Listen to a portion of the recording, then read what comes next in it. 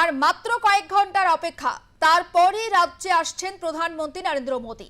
দুর্গাপুরে জনসভা রয়েছে তার, এবং সেখান থেকেই কিন্তু একগুচ্ছ প্রকল্পের উদ্বোধন এবং শিলান্যাস করবেন তিনি। দুর্গাপুরে অনুষ্ঠান থেকে ৫,৪০০ কোটি টাকার প্রকল্পের উদ্বোধন এবং শিলান্যাস করবেন প্রধানমন্ত্রী। প্রাকৃতিক গ্যাস, রেল ও বিদ্যুৎ শিল্পে পরিকাঠামোগত উন্নয়ন খাতে সেই টাকা ব্যয় করা হবে। কিন্তু তার আগে, প্রধানমন্ত্রী আসার আগে দুর্গাপুরে একেবারে সাজো সাজো রব। শেষ মুহূর্তের প্রস্তুতি একেবারে তুঙ্গে, ব্যস্ততাও তুঙ্গে। সবটা নিয়ে কথা বলি, আমাদের প্রতিনিধি সুচারু মিত্র সরাসরি রয়েছেন আমাদের সঙ্গে। সুচারু, এই মুহূর্তে কি ছবি দেখতে পাচ্ছি?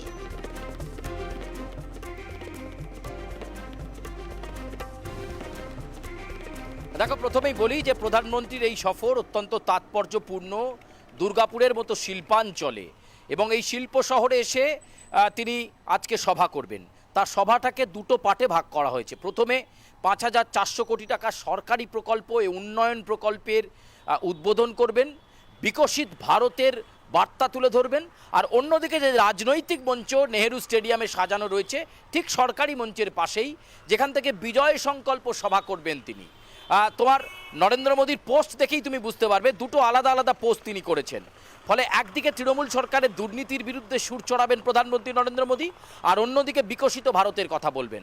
অর্থাৎ ভারত সরকার কি উন্নয়ন দিচ্ছে, দুর্গাপুরবাসীর জন্য কি রয়েছে, সেটা যেমন তিনি আজকে দ্বার উদ্ঘাটন করবেন, আবার অন্যদিকে রাজনৈতিক মঞ্চে দাঁড়িয়ে 2026-এর বিধানসভা নির্বাচনের আগে বিজেপি কতটা প্রস্তুত এবং এই দুর্গাপুরকে বিজেপি কতটা ভালোবাসে, সেই বার্তাই কিন্তু আজকে নরেন্দ্র মোদী দেবেন। এই মুহূর্তে নেহেরু স্টেডিয়াম থেকে কিছুটা দূরে আমরা রয়েছি। রাস্তার কাটওয়েটের ছবিটা দেখাতে বলবো জয়ন্তকে, যে এই মুহূর্তে কি পরিস্থিতি এখানে রয়েছে।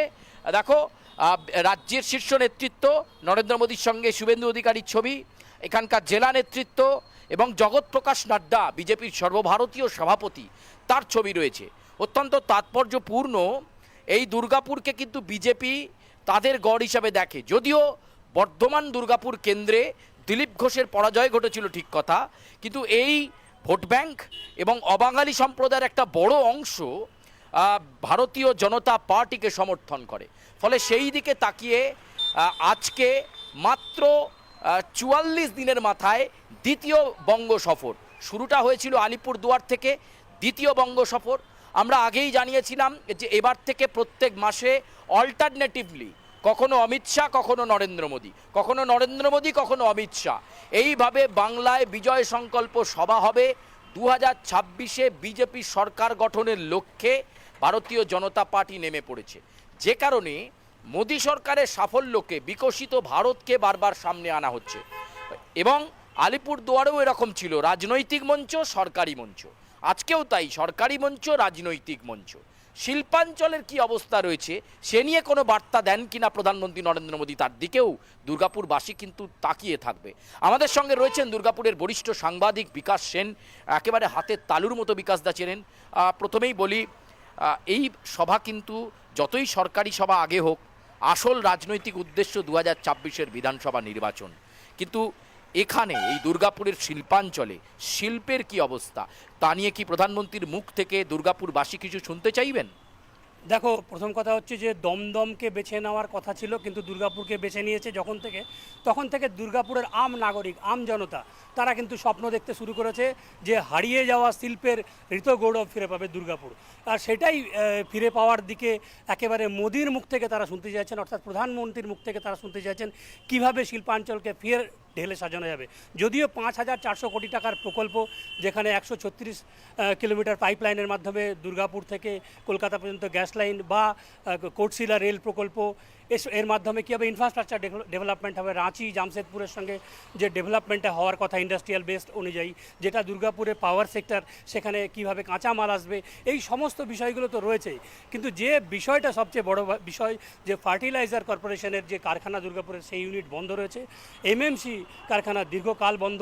সেখানে কনসোর্টিয়াম তৈরি করা হয়েছিল রেল, কোল এবং একেবারে সেলের মাধ্যমে সেটাও কিন্তু সাফল্য পায়নি। কাজে নতুন করে দুর্গাপুরের লোক স্বপ্ন দেখতে শুরু করেছে শিল্পাঞ্চল তথা পশ্চিম বর্ধমানের উন্নয়ন কি করে হবে, কারণ এখানে বহু কারখানা ছোট বড় বন্ধ রয়েছে এবং দূষণ যে বিষয়টা, যে দূষণ নিয়ে জেরবার দুর্গাপুর শিল্পাঞ্চলের মানুষের নানা রোগের পাশাপাশি পলিউশন কন্ট্রোল বোর্ডের যে গ্রাফ প্রতি বছর আসে তা দিল্লিকেও হার মানায় কখনো কখনো। কাজে এক্ষেত্রে দূষণ নিয়ন্ত্রণের ক্ষেত্রে একটি প্রকল্প থাকছে যেটা রঘুনাথপুর এবং ডিভিসি তাপবিদ্যুৎ কেন্দ্র দুর্গাপুরের, যেখানে কিন্তু ফ্লু গ্যাসকে কিভাবে দূষণ নিয়ন্ত্রণ করা যায় অর্থাৎ শুদ্ধিকরণ করা যায় সে নিয়েও একটা প্রকল্প থাকছে। তা সত্ত্বেও দুর্গাপুরের যেটা লক্ষ্য কর্মসংস্থান, ডিসইনভেস্টমেন্ট, এই জিনিসগুলো যদি না আসে, এই জিনিসগুলো শোনার জন্য দুর্গাপুরের আপামর জনতা কিন্তু বসে আছে, একেবারেই তাই, এটাই বলতে চাইছি। একেবারে দুর্গাপুরে কিন্তু বিভিন্ন শিল্প কারখানা কলকারখানা এই মুহূর্তে একদম। বন্ধ। একেবারে সুচারুর সঙ্গে থাকো।